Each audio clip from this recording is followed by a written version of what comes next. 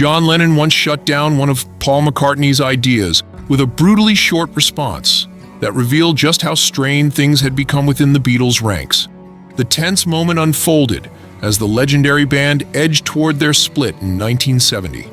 Paul, trying to reignite their musical spark, suggested that the group return to their roots by performing in smaller, independent venues, far from the massive arenas and global spotlight they had grown used to.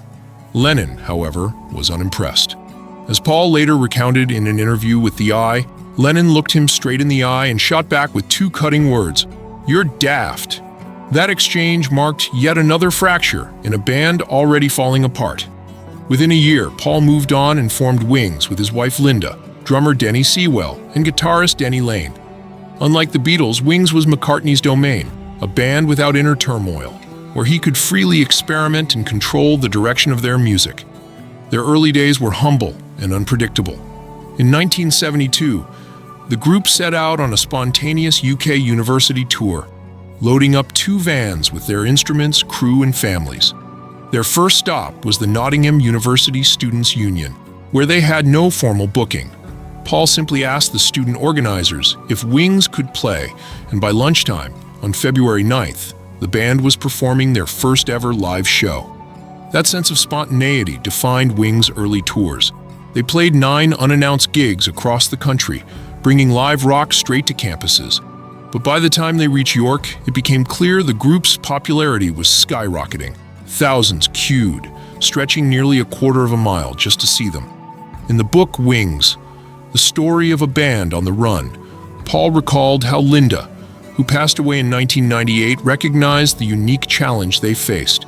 She reportedly told him that Wings would forever live in the Beatles' shadow, saying they'd always be measured against that legendary past. And yet, if not for the Beatles' existence, Wings could well have been remembered as one of Britain's greatest musical exports. Their success proved her point.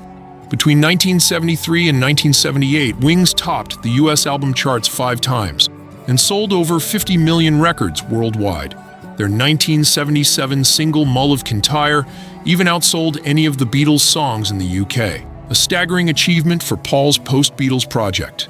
Wings also took bold creative risks. Their debut single, Give Ireland Back to the Irish, written as a protest against the Bloody Sunday Massacre, was banned by the BBC for its political message, but it showed McCartney's growing willingness to take a stand.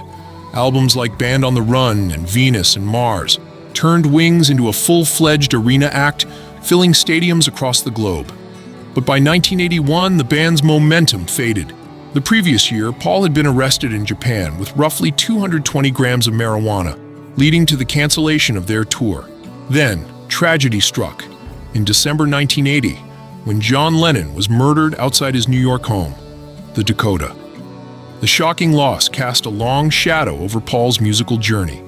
Reflecting later, McCartney admitted that by that point, he had lost his enthusiasm for Wings.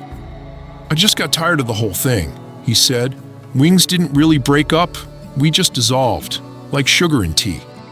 Linda added that Paul's frustration had grown over time. "He was carrying too much," she said. "He needed great musicians around him, but we didn't always have the right people. It wore him down." Despite its turbulent end, Wings left behind a legacy that proved Paul McCartney could thrive beyond the Beatles, even if his old bandmate once dismissed his dreams with 2 words that echoed through history.